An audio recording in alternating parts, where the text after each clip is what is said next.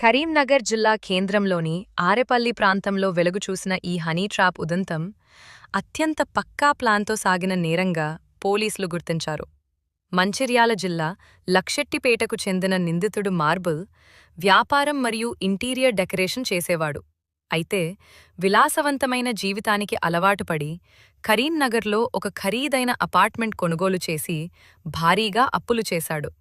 ఈ ఆర్థిక ఇబ్బందుల నుండి బయటపడేందుకు తన భార్యనే ఎరగా వాడుతూ ఒక కిరాతక ప్లాన్ వేశాడు.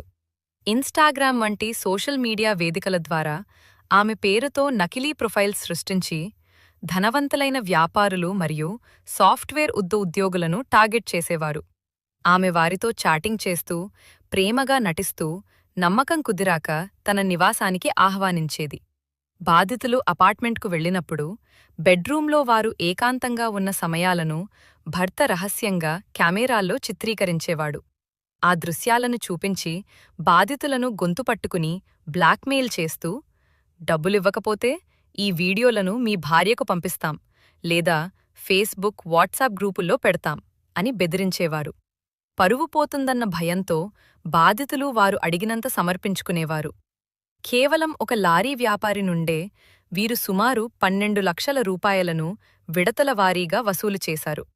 చివరికి అతని వేధింపులు భరించలేక సదరు సైబర్ క్రైమ్ పోలీసులకు ఫిర్యాదు చేయటంతో వీరి ఫోన్ డేటాను విశ్లేషించిన పోలీసులకు విస్తుపోయే నిజాలు తెలిసాయి. వీరి గ్యాలరీలో పదుల సంఖ్యలో బాధితులకు సంబంధించిన అభ్యంతరకర వీడియోలు లభ్యమవ్వడం ఈ కేసు తీవ్రతను తెలియచేస్తోంది. ఈ వీడియో మీకు నచ్చినట్లయితే లైక్ చేయండి, మీ స్నేహితులకు షేర్ చేసి వారిని కూడా అప్రమత్తం చేయండి.